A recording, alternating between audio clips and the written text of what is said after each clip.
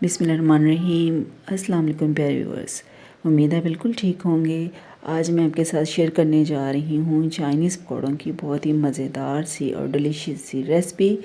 आप घर में पकौड़े तो खैर बनाते ही हैं, लेकिन ये जो है ना ये बिल्कुल डिफरेंट तरीके से बनाए हैं और मुझे पूरी उम्मीद है कि आपको ये जो है ना पकौड़े बहुत पसंद आएंगे।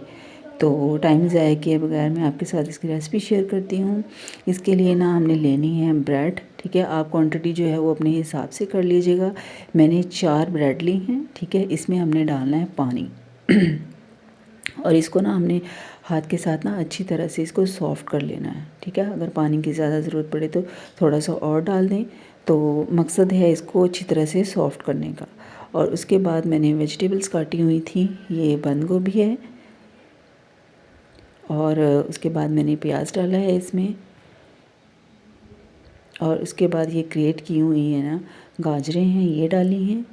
ये 3 से 4 गाजरें थी दरमियाने साइज़ की। और उसके बाद इसमें मैंने 2 आलू जो है ना वो भी ग्रेट करके वो डाल दिए हैं इसमें।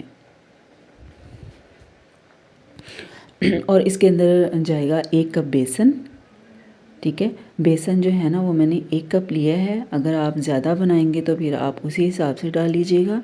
और उसके बाद जो है इसमें मैंने 2 टेबलस्पून जो है ना कॉर्नफ्लोर के डाले हैं। और उसके बाद इसमें स्पाइसेस जाएंगे। ये हाफ़ टी स्पून इसमें मैंने नमक डाला है और हाफ़ टी स्पून ही इसमें जो है ना लाल मिर्च पाउडर डाला है। थोड़ी सी हल्दी डाली है इसमें और इसमें जो है ना साबुत धनिया जो होता है ना वो डाला है, ठीक है। और उसके बाद थोड़ा सा ज़ीरा डाला है इसमें। और उसके बाद इसमें जो है ना मैं डाल रही हूँ 2 टेबलस्पून सोया सॉस के। ये आप लाज़मी डालिएगा, इससे जो है ना वो पकौड़ों का जो फ्लेवर है ना वो बहुत मज़े का आएगा। 2 टेबलस्पून सोया सॉस और 2 टेबलस्पून ही इसमें मैंने चिली सॉस डाला है।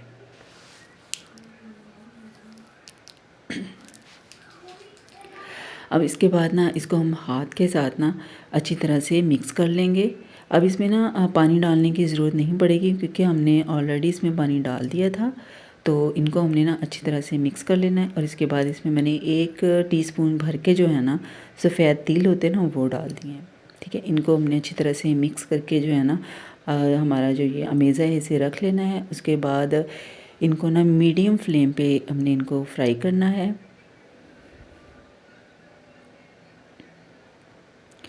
बहुत मज़े की और बहुत ज़बरदस्त रेसिपी है।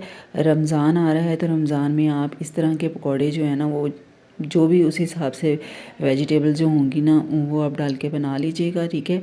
तो लाज़मी ये ट्राई कीजिएगा, इंशाल्लाह आपको बहुत पसंद आएंगे।